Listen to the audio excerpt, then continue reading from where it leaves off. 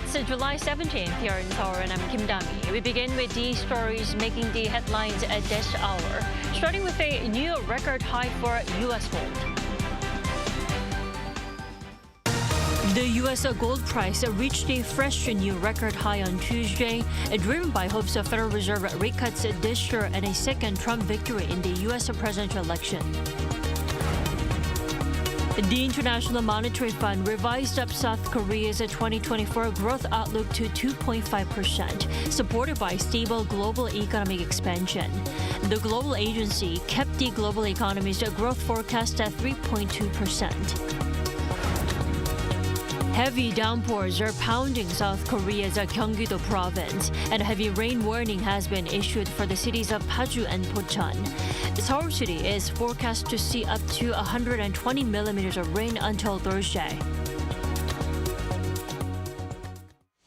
U.S. gold price soared on Tuesday to reach a new all-time high amid prospects of a September rate cut and former U.S. President Donald Trump's re-election in November. Despite signs of a U.S. Fed cutting rates soon, Trump says the central bank shouldn't make such a decision before the presidential election. Lee Seung-jae has more. The U.S. gold price rose to an all-time high on Tuesday amid rate cut expectations and the prospect of a White House return for former U.S. President Donald Trump. On Wall Street, gold futures closed at $2,467.80 per ounce, up 1.6% from the previous trading session to set a fresh all-time high. Soaring gold prices come amid market expectation that the U.S. Federal Reserve will almost certainly cut the benchmark interest rate by September. Gold prices tend to rise when inflation expectations rise or interest rates fall. Analysts also say growing speculation that Donald Trump, who survived an assassination attempt last weekend, would be re-elected is driving up the gold price. The Financial Times pointed out that Trump's tariff and tax cut policies could increase U.S. fiscal deficit and geopolitical tensions, which would boost inflationary pressure and lure investors to safer assets like gold.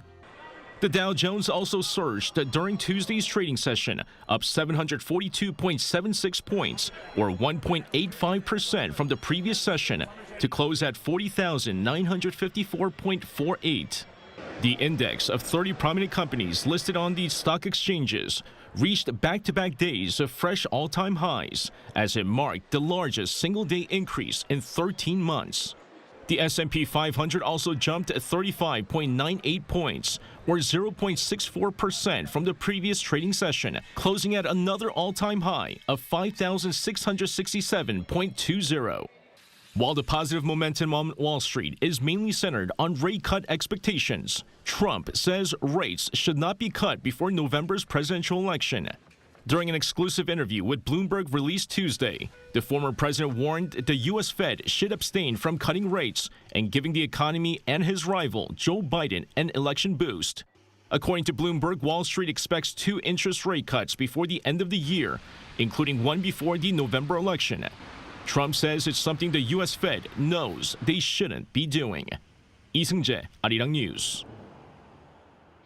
South Korea's economic growth outlook for this year has been raised by the IMF, along with a moderate downgrade for the U.S. and Japan. Our Lee Soo-jin has more. The International Monetary Fund has upgraded its growth forecast for South Korea's economy this year to 2.5%. The IMF, which publishes its World Economic Outlook in January, April, July, and October each year, on Tuesday raised its growth outlook 0.2 percentage points from the 2.3% forecast made in April. The projection aligns with the Bank of Korea's forecast and is slightly lower than the anticipated growth set by the OECD, the South Korean government, and the Korea Development Bank of 2.6%. The boost in South Korea's growth forecast was mostly due to its faster-than-expected growth in the first quarter of 1.3% on the back of robust exports. Exports in June saw on-year growth for the 9th straight month, with shipments of chips, the nation's largest export item, surging more than 50% compared to the previous year. As for other nations, the IMF lowered its growth forecast for the United States by 0.1% to 2.6% this year, as the labor market shows increasing signs of cooling. Japan's growth was also moderately downgraded to 0.7% from April's projection of 0.9%. But the growth outlook for China was hiked to 5% from 4.6% due to a rise in China's exports and a recovery in private consumption in the first quarter. And the Eurozone's growth forecast was raised 0.1% to 0.9% thanks to the strong performance of its services industry. Regarding the global outlook for this year, the IMF kept it steady at 3.2% with a slightly stronger growth of 3.3% for 2025. While this year's projection was kept steady, it remains tepid considering how the global economy expanded 3.8% on average before the pandemic. Near-term risks have become more prominent. These risks may result in higher for even longer interest rates, which in turn increases external, fiscal, and financial risks. Additionally, significant swings in economic policy around election could lead to fiscal slippages and heightened protectionism. And near-term risks aside, the IMF said that policymakers need to make it their priority to restore price stability and that strengthening multilateral cooperation is essential to addressing global challenges. 이수진, Arirang News.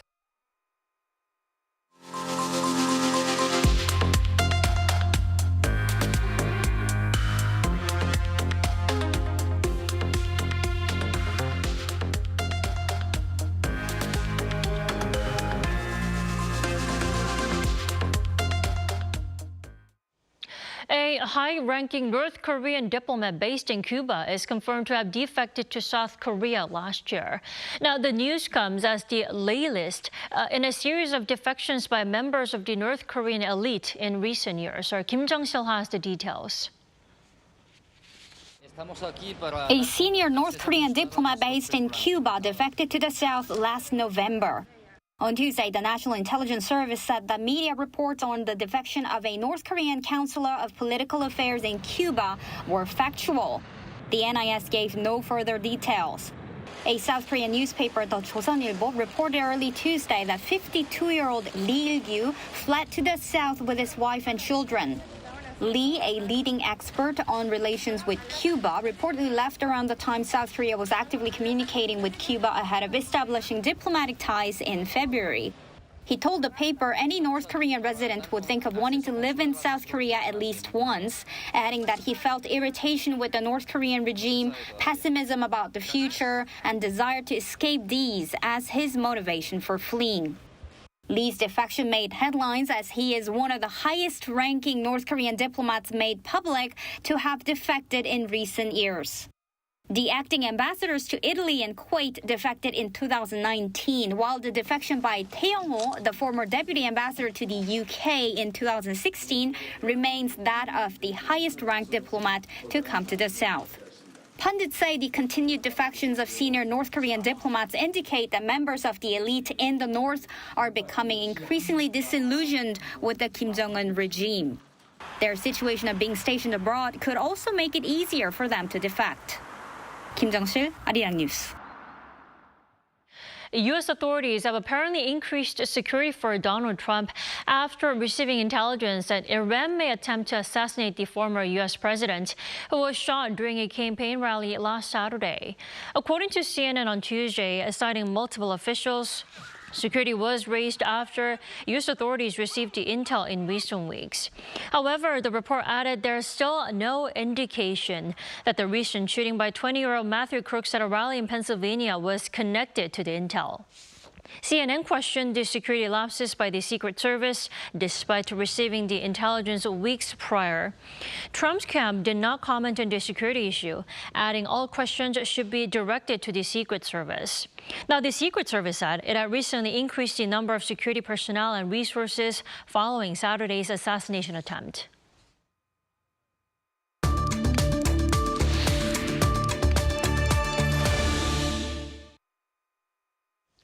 Heavy downpours in a considerable amount of time from late June to July is the monsoon season that many of us here in South Korea are familiar with. But that doesn't seem like the case in the past few years. What's changing and shaping the monsoon landscape? We're joined by Professor Yoon Jin-ho this morning. Welcome back. Thank you very much. So like I said, it feels like it's become a lot more difficult to predict, the precipitation and where the rain will fall and until when. Instead, we're seeing more abrupt and extremely heavy downpours in specific areas. Why is that? So rain rate per hour at some places in South Korea exceeded 100 millimeter per hour, which is simply just unrealistic. It is like you are taking a shower when you have those rain. It is very difficult to tell why at this moment that we are having such heavy rains. We need some more thorough analysis. But I can tell increasing humidity in the atmosphere could provide some very important background, meaning that in early days, we are having rain maybe like a 50 or maybe maximum 60s. But because of so much humidity due to the global warming, that could, drive this very, very heavy downpours. So it is not surprising to see like a rain rate can go to 100 or even more. So just prepare those things in case you need to be outside. Definitely. Then is this something we should expect to see again throughout this entire summer? I mean, does this mean the monsoon season here in South Korea is no longer the monsoon season we are familiar with? Well, unfortunately, yes, it is. So the rainy period, the Changma season is not complete yet. So usually it's lasts until like the end of the July. So meaning that until that time, we are going to see some rains. But if it's not rain, it's going to be very hot and humid. But when it's rain, it's going to be very hot. So heavy downpour is expected. So it will be dramatic as it has been in the past few years. Now, is that also why heavy downpours have been concentrated in the southern and central parts of the country, whereas, here in here in Seoul, it's been relatively dry up until today. Why such dramatic precipitation in different regions? So the Changma frontal system is right now is moving. It will start to move northward, meaning that like last week we had a lot of rain in the southern provinces, but like starting from today, there are some forecasts that the heavy downpour could happen around the Seoul and Gyeonggi area. So it might hitting the population center. So just get ready for those events. It will move up and down. So don't be surprised that you are going to have rain tomorrow or even the day after tomorrow and so on like that. Right, because it's so unpredictable and so much rain, yet we haven't had to deal with an unusual, usual summer guest, a typhoon. Why no typhoon yet? So typhoon season is usually starting from like August. So there are maybe one or two in July, but the main season is August and September. So we are, we need to wait for those time. So as we get to the August or September, we may see some of those typhoons, and then the hurricanes in the Atlantic Ocean becomes very strong ones earlier days. So if it is developed, there's a high chance it can be very strong one too. So typhoon may be on the way, but just not yet because they usually come around, August, which will be next month. Professor Yoon, prevention is key, like you said, when it comes to facing these, unpredictabilities of nature. But there are also times we find ourselves in trouble at times.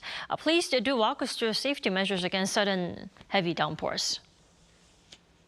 So I mentioned to you that when the rain is above 100 millimeter per hour, meaning just like you are in the shower booth. So the amount of the water that comes down within very short time is very much. So that means it can lead to flash flood. So especially at nighttime when you usually go on the path or you just walk bypass along the rivers, but when it's rain, even it's not hard this time when you try to go out, you shouldn't go. You shouldn't take those things at particularly in these seasons, because when the rain comes, within 30 minutes, it's going to be a lot of rain. Also, when you drive, when your tire is, about 1/3 or beyond, then you lose the control of your car. So that's very dangerous thing. So, don't assume anything. Just to take the precaution as much as possible. And that's, that's the best safety measures. Professor Yun, before I let you go, some experts are saying that La Nina is developing, not El Nino. Is that the phenomenon that we're experiencing at the moment? So El Nino is demising, and then the La Nina is start to develop. But the peak season of those El Nino, La Nina is in winter time. Summer season is usually, there are many factors. One of that we are looking at is that the ocean temperatures surrounding Korea, which is very, very high this time. So like a typhoon is a matter of, chances. When it develops, it can be developed very big because if so much heat is at the ocean side. Right, so much heat and also humidity, like you mentioned. All right, Professor Yun, thank you so much for your time and insight. As always, you have a wonderful day and stay safe. Thank you very much.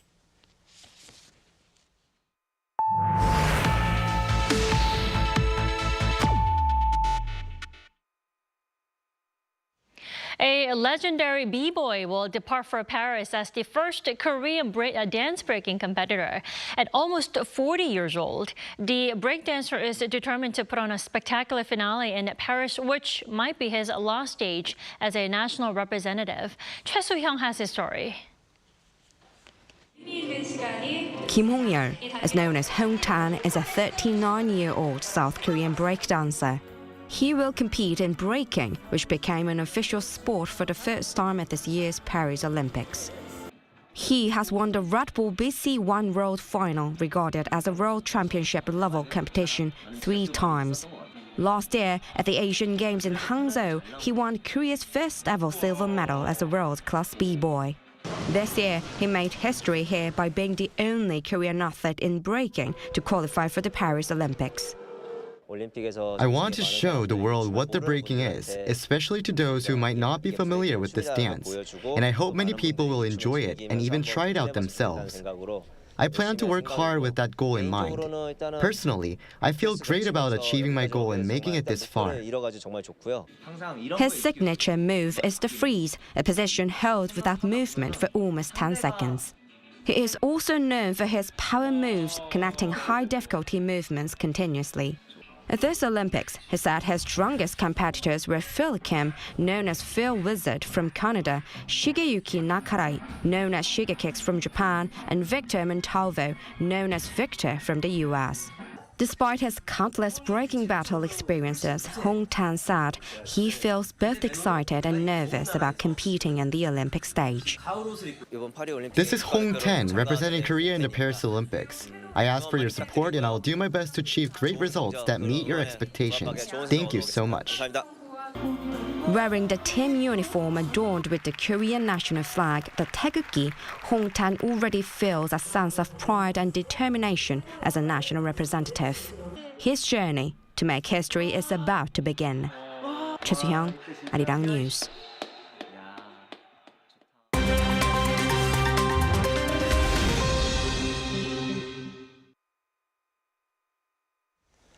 Good morning. I'm Kim Si-young, and this is The World Now. We begin today in Thailand, where local police are investigating the deaths of 6 people whose bodies were found on Tuesday in a luxury hotel suite in the country's capital, Bangkok. Police officers at the scene found the bodies of 3 men and 3 women at the Grand Hyatt Hotel after a call from the staff at around 5:30 p.m. local time. All of the deceased were Vietnamese nationals, although 2 held dual US-Vietnam citizenship. According to Thailand's Metropolitan Police Chief, 7 people were booked to stay at the hotel, but only 5 checked in. One person remains unaccounted for, while one of the dead did not match hotel records. Authorities are investigating whether the cause of death was poisoning, as suspicious substances were detected in the drinks. Thailand's Prime Minister, Srettha Thavisin, who visited the scene, said the victims had been dead for 24 hours before being found, adding that the deaths were from a killing and that a motive needed to be found. Investigators say there was no evidence of a robbery or a fight. U.S. Senator for New Jersey Bob Menendez has been found guilty of 16 counts related to accepting bribes in exchange for helping foreign governments. A jury on Tuesday convicted the 70-year-old Democratic senator of all 16 criminal charges, including bribery, obstructing justice, and acting as a foreign agent. The former head of the Senate Foreign Relations Committee was found to have received gifts, including gold bars worth over $100,000, and FBI agents found some $500,000 of cash in Menendez's home. Prosecutors said that Menendez helped the Egyptian government secure millions of dollars in U.S. aid after receiving the bribes from his business associates. Menendez faces possibly decades in prison. His lawyer has vowed to appeal. Democratic Senate Majority Leader Chuck Schumer said in a statement following the verdict that Senator Menendez must now do what is right for his constituents, the Senate, and our country, and resign. A bus crash in Peru's Andes mountains on Tuesday killed at least 23 people and left 13 injured. According to Peru's Highway Protection Division, the bus carrying more than 40 people was traveling from the capital Lima to Ayacucho at dusk before it skidded off a highway in the Andean Ayacucho region and overturned and plummeted down a 200-meter-long slope. A senior official said the accident took place on the Los Libertadores highway in the south-central Andes and that rescue efforts are continuing. Peru's ground transportation superintendent said an investigation into local bus company Turismo Molina Union SAC has begun. Ahead of Paris 2024, the organizing committee of this year's Olympics have revealed the cardboard beds that will be used by athletes during the Summer Games. The recyclable cardboard beds were presented in Paris on Thursday.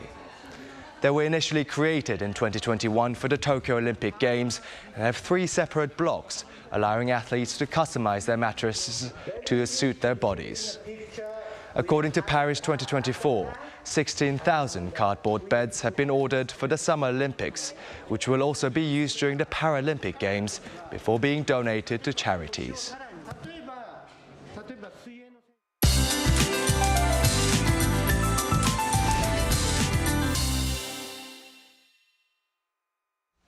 Good morning. It was a chaotic night with downpours for Gyeonggi-do and parts of Chungcheong-do province, and especially those in Paju, Yeoncheon, and Pocheon saw buckets of rain with more than 200 millimeters of showers in Paju area.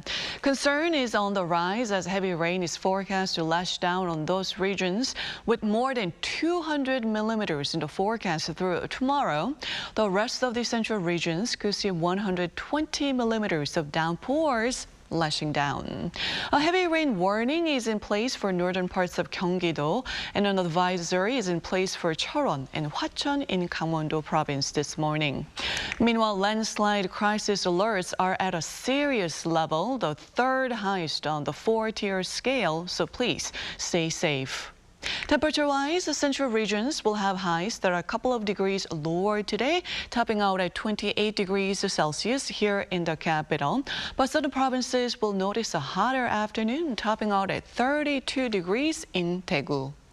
With that in mind, let's take a look at the international weather conditions.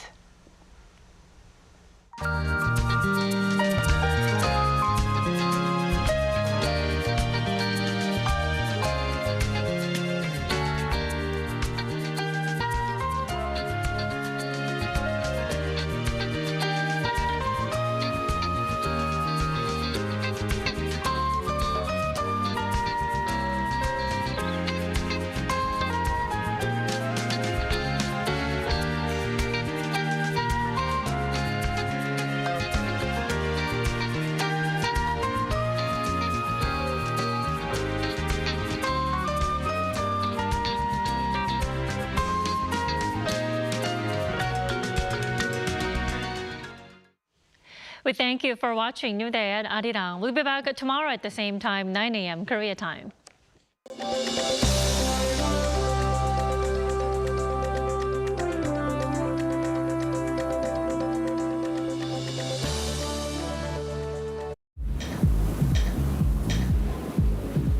Welcome.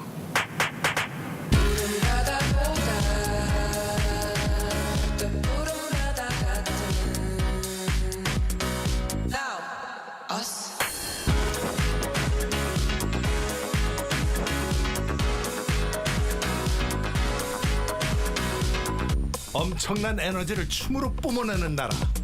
감당할 수 있겠니? Welcome.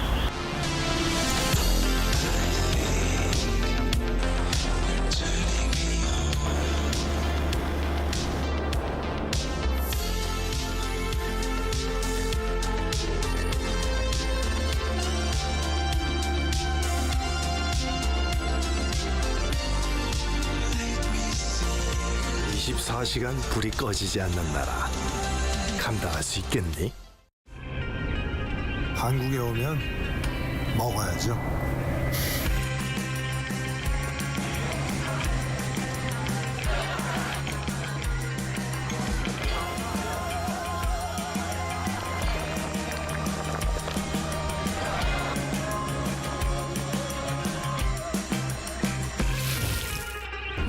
먹어도 끝이 없는 나라. 감당할 수 있겠니?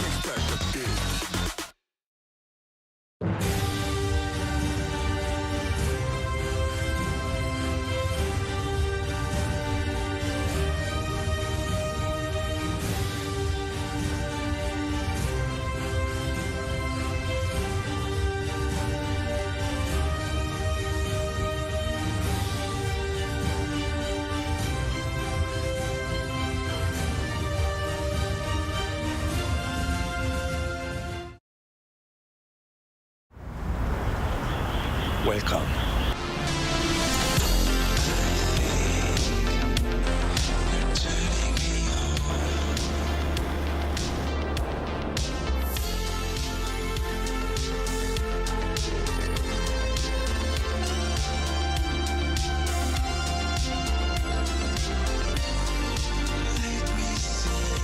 (24시간) 불이 꺼지지 않는 나라.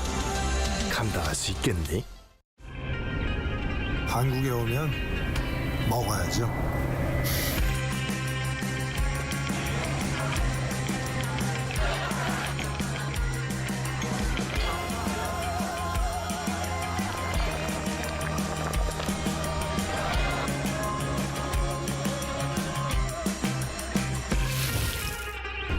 먹어도 끝이 없는 나라. 감당할 수 있겠니? 하나, 둘, 셋. Hey, Mr. Cupid, look my way. Make sure you listen to what I say. I'm may be stupid or quite naive.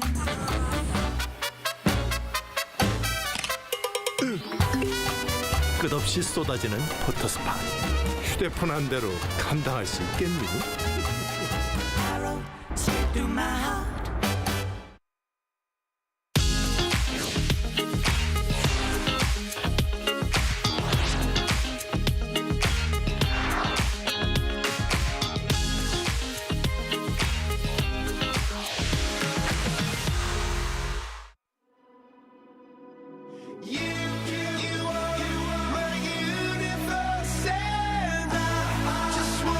We're here to bring a new type of news show. New insights, new styles, and new topics every day. We are News Generation. Bringing news just for you. It's Wednesday, July 17th here in Seoul. I'm Song Yujin, and this is News Generation. Today, we're joined by Choi Ji-hee. Happy Wednesday. Happy Wednesday, and Im Sang-yeon. Good morning, everyone. Good morning. Now, both are here to speak on behalf of those in their 20s and 30s. As usual, we're going to begin with our news feed, which covers different hashtags and news items that have been trending online. We begin in France, where a soldier who was part of the country's anti-terrorism military operation, Operation Sentinel, was stabbed outside the Gare de l'Est train station in Paris on Monday evening, local time. According to France's Interior Minister, he is not in serious condition and the suspect has been arrested. With the opening ceremony of the Paris 2024 Olympics just over a week away, the French capital has ramped up security measures. Now, moving on, in the United States, online retailers and supporters of Donald Trump are seemingly capitalizing on the recent assassination attempt on the former president and Republican presidential candidate. Products such as t-shirts and trading cards featuring images of Trump raising his fist while bleeding after the shooting at the Pennsylvania campaign rally are flooding the internet. Finally, back here in Korea, popular YouTuber Ziyang has been making headlines after reportedly being blackmailed by several other YouTubers who threatened to expose her past unless she paid them hush money. These channels, often referred to as cyber record channels, specialize in uploading maliciously edited videos aimed at insulting or criticizing celebrities and public figures. In response to the blackmail, Ziyang has announced that she will file a complaint with the prosecutor's office against these YouTubers. Now, the situation highlights the growing problem of cyber record channels in Korea. These channels not only spread malicious and sometimes false information, but now they've gone so far as to extort money from their victims, right, Sang-yeon? Yeah, so this was what I exactly worried about when the YouTube first came out. So there are both pros and cons of YouTube channels. You can get useful information from thousands, millions of videos out there. But the downside is these videos are not censored thoroughly enough. So obviously, these videos can contain fake news or misinformation. But Korea's fake news punishment is mostly applied to major TV broadcasting media. Right. And as for videos on YouTube, they do get punished, but they are not that strictly monitored by the authorities compared to the major media outlets. And these cyber records hide behind the anonymity and tarnish the reputation of others, which should obviously be punished. And at the same time, I think we as viewers should refrain from ourselves watching these kind of malicious information on the YouTube, because if the number of views go down, then obviously the number of people uploading those kind of videos will also be reduced. And talking about countermeasures, this is the reason why on Monday the Supreme Prosecutor's Office stated that the Prosecutor General has pledged to investigate crimes involving these cyber record channels and handle them in a strict and right manner. So, Ji, for our viewers, could you elaborate on the steps the office plans to take to address this issue? Sure. So the Supreme Prosecutor's Office stated on Friday that Prosecutor General Lee Won-seok has instructed the nation's frontline prosecutors' offices to take strong action against malicious content publishers, also known as cyber wreckers, as you've well explained. They're advised to vigorously pursue criminal proceeds recovery and protect their victims as well. And the directive specifies that cases involving the intentional posting of false content for profit or repeat offending should be thoroughly investigated, and instances of intimidating and blackmailing victims, as what happened to Ziyang, should result in active arrests, and even cases of simple defamation should, as a rule, be brought to formal trial higher rather than summary prosecution if the damage caused is significant, such as infringement of personality rights or exposure of private information. And Prosecutor General Lee also advised prosecutors to consider the impact on businesses and families in sentencing and to diligently track criminal proceeds derived from advertising, fundraising, etc. And these proceeds are to be reclaimed through confiscation, collection, conservation, and civil lawsuits. Right. So hope these measures that the prosecutor's office has rolled out will help prevent or at least minimize these cyber record-related crimes we're seeing. Now, meanwhile, YouTube has taken action by suspending the monetization of channels run by creators suspected of blackmailing Ziyang. And that was our news feed for this Wednesday. So we're now going to move on to our main discussion of the day by looking at the screen. It's been a while since we've listened to my AI voice secretary, so let's tune in. Earlier this month, a car crash in downtown Seoul claimed the lives of 9 people. In another incident, a taxi plowed into a hospital in central Seoul, injuring 3 pedestrians. One day later, a car crashed into the outer wall of a daycare center in Seoul's Gangnam-gu district, injuring the driver and his wife. Although the exact causes of these accidents are still under investigation, there is one common factor: all the drivers were over 65 years old, classified as elderly or senior drivers under Korean law. Right, so the recent string of accidents mentioned in our VCR has reignited a long-standing debate in our country about the eligibility of senior drivers, that is, whether they're too old to drive. So let's begin by discussing about whether there is an actual link between a driver's age and whether they're more prone to cause accidents. Sure, so we can't say that there's a causal relationship between age and the car accidents that are caused. But as we can see on the screen, according to data from Crow Road, Korea's traffic authority, the number of accidents caused by older drivers is continuously rising. Now, about 20%, that's 1 out of 5 of all the traffic accidents caused within the country, are by elderly drivers. And the authority said that data shows this number has been increasing continuously. Right, so this is not a small number, and as you mentioned, the number is increasing, but as you mentioned earlier, we can't definitely say that older drivers are more likely to cause accidents because there can be so much causes related to car accidents, for example, the driver's driving abilities and there may be so much numerous more factors that is causing accidents. So it's really hard to say that senior drivers are the main are causing these accidents, right? Yeah, so we have been witnessing recently about the media portraying the senior drivers causing car accidents. But if this kind of trend goes way beyond the line, then it will obviously create a negative sentiment towards the elderly drivers in the society. And if it goes way beyond, then it could cause gerontophobia in the society where everyone hates the senior citizens. So as Ji-hee mentioned, 20% of car accidents are caused by the elderly drivers. But this also means that the other 80% are caused by young drivers. And these accidents are not even portrayed in the media because I think they occur too often, right. I guess. And many insurance companies levy higher insurance fees to young drivers in 20s and 30s than older drivers above the 60s. So this implies that young drivers cause more car accidents because they have less experience in driving.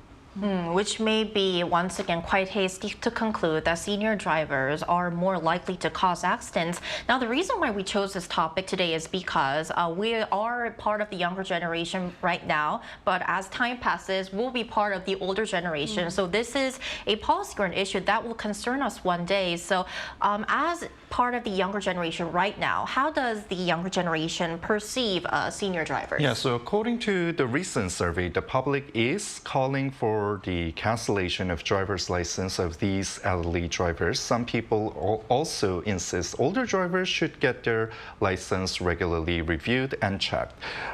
It's because when you get older biologically, you lose the capacity to quickly make decisions and sense of direction. And that's why some people claim the elderly driver's license should be periodically checked. Right. But on the other hand, there are some who are saying that asking people to return their driver's licenses unilaterally once they reach a certain age doesn't seem to be a fair and also a sustainable solution, right, Jihi? That's right, especially because according to recent stats, our population is aging pretty fast. There are now over 10 million people aged 65 and older, which is a first in our history. Right. And this has led to more elderly drivers and more accidents involving them. Now, when I looked at what people are saying, I found that there are concerns about automatically renewing licenses for elderly drivers, like you said, and the possibility of age discrimination if they're not allowed to drive just because of their age. And there are also livelihood-related concerns, especially for professions like taxi drivers, and they tend to be quite older, the average age of these professional taxi drivers. And on the flip side, though, some argue that instead of discriminating based on age, we should focus on improving safety education for all drivers, such as making the renewing of these drivers a little sooner than the current regulation, etc. Right, and I especially think that this is not only related to causing accidents, but this is also related to the livelihoods of the senior population because, as you mentioned, Jihi, a majority of taxi drivers here in Korea are actually more than 65 years old, so this is definitely an issue to consider and talk about. Now, another important reason why this issue requires a more nuanced approach is because it can, in a broader perspective, lead to generational conflicts and an unjust stigma against senior citizens, which you've mentioned, Sang-yul. Yeah, right. So whenever I see the comment section of the online news articles portraying the accidents caused by the elderly drivers, I can see that people are recklessly condemning senior citizens, which make me kind of really sad. And these comments can make the elderly feel intimidated. And we have already seen similar cases in the daily life, such as when we see older people using kiosks or mobile devices. We tend to feel annoyed by their mismanagement or their lack of capacity of using such technology, which can be quite rude. And as for the accident that happened at the City Hall station a few weeks ago, it's the driver that has caused the catastrophe, not the elderly as a whole. So if we constantly denounce others by making unnecessary generalizations, this could go on and on forever, only leading to hate speech in the society. Definitely. So we've now discussed what the younger generation here in Korea are thinking about senior drivers and their driving eligibility.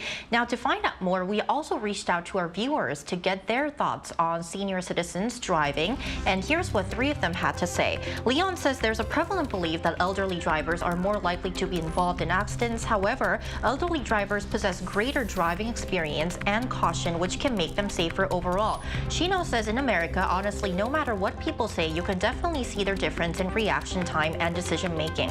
Sunny says as the process of aging varies, age cannot be the only determinant of one's ability to safely drive. As long as senior citizens meet the same requirements for driving as younger drivers, I think it will be fine for them to continue driving. So we've taken a look at the opinions of the younger generation in other parts of the world. Now, for more insight on this debate and the policies or changes needed in our rapidly aging society, we're now going to invite an expert to join our talks right after this break.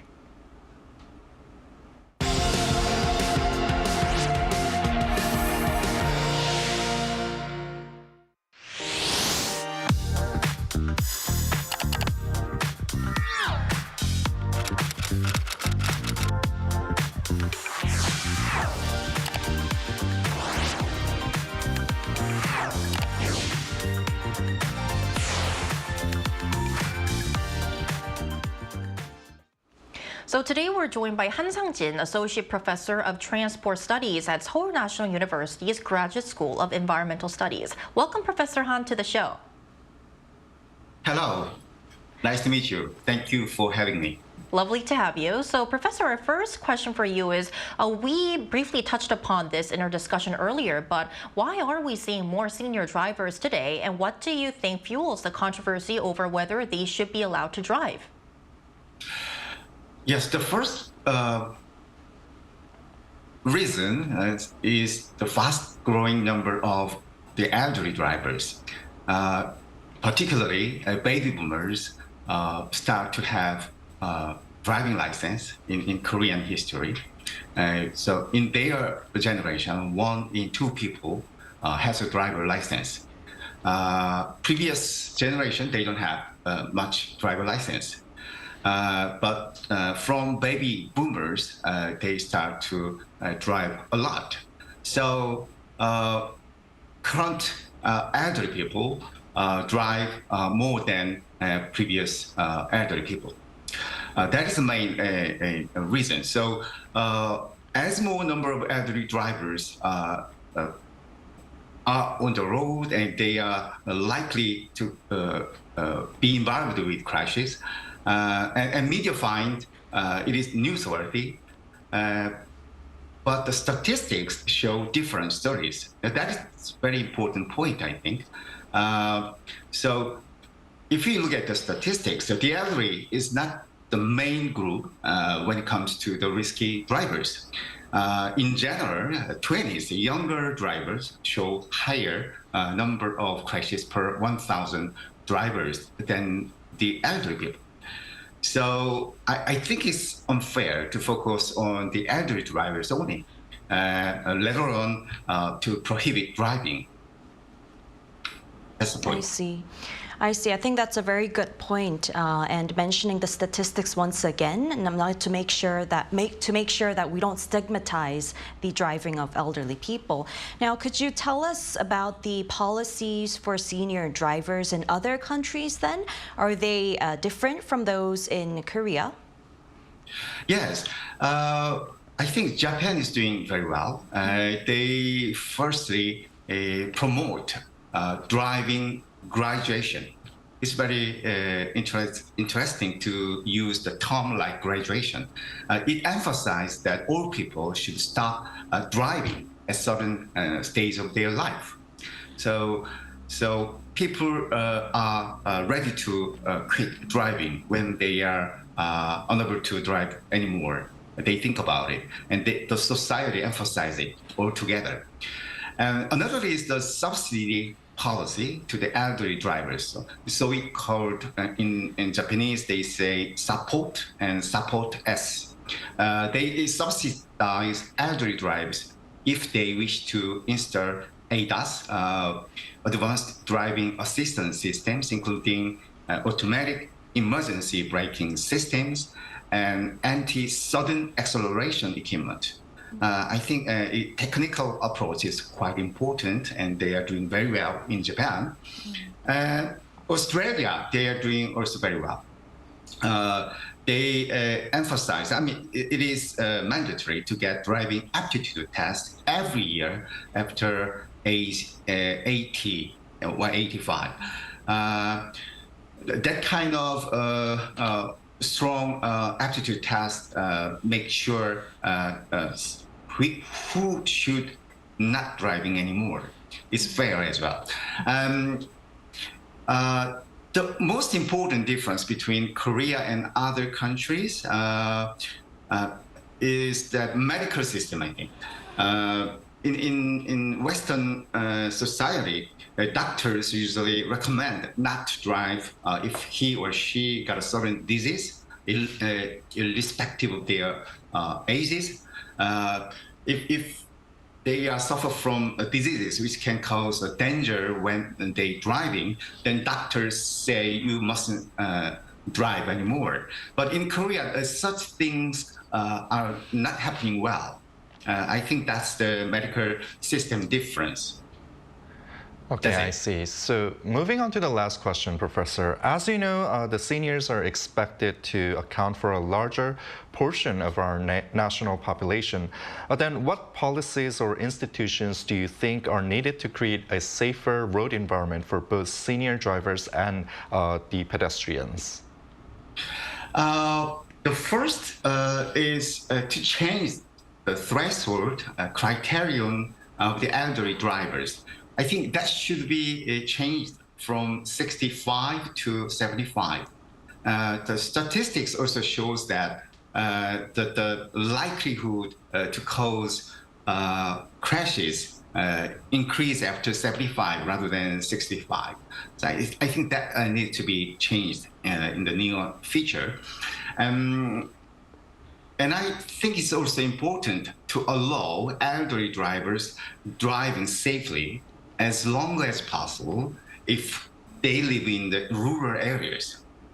In the rural areas, it is quite difficult to use public transport, and driving is essential for their lives. So maybe we can introduce conditional driving license system, although they cannot maintain official driving license. We may allow elderly drivers, for example, can drive if they are driving the cars equipped with ADAS that I mentioned before, and if they drive daytime only, for example, or if they are not using the motorway, that kind of conditional driving license can be issued in the future. And I think the most important policy should be to promote installing safe equipment in the cars. So ADAS is very important when it comes to the safety. Many studies shows that cars with ADAS is much safer, particularly among the elderly drivers. So governments may subsidize to install such equipment in the cars. Great. All right. Thank you, Professor Han, for your insights today. We really appreciate it. Thank you very much. Right, so last but not least, expanding on our interview, I want to first ask you, Ji-hee, the current policies involving senior drivers here in Korea, and to Sang-yeon, what kind of improvements that you'd like to see in these policies? Sure. Currently, we have drivers who are 65 or older must renew their driver's license every once in 5 years, unlike the usual 10 years. And in order to renew them, they're required to take various tests, such as the aptitude test, dementia test, and transport safety education examination, but I think it's a little long and the age is a little too low. So I think it should be expanded and the duration should be shortened. I see. Now, any improvements that you'd like to see? Yeah, so just like Professor Han mentioned, I think there should be more stringent functions in the automobiles which prevents the malfunction of the brakes and accelerators for the elderly drivers. So I think more automakers should apply those kind of innovative tools and equipment when making cars, and the elderly drivers will feel safer and assured when they drive. And I think the regular checkup of the driver license should be applied for both the elderlies and the general public as a whole. All right. Hope to see more efforts that could increase the safety of both pedestrians and drivers. Now, that's all from us today, but we'll be back tomorrow at 9:30 a.m. Korea time. Special thanks today to Ji-hee. Thank you. And Im Sang-yeon. My pleasure. And before we say goodbye, Arirang TV is conducting a program survey including news generation in order to meet our viewers' expectations. So please visit us at our official website or mobile app Arirang TV for your valuable feedback and get a chance to win Bluetooth earbuds and K-pop merch. Once again, thank you everyone for watching, and we'll see you tomorrow. We are News Generation.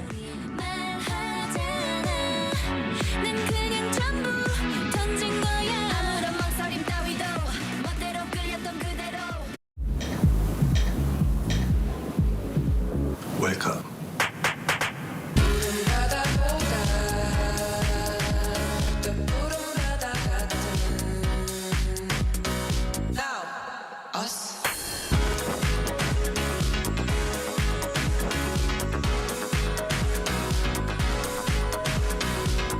엄청난 에너지를 춤으로 뿜어내는 나라.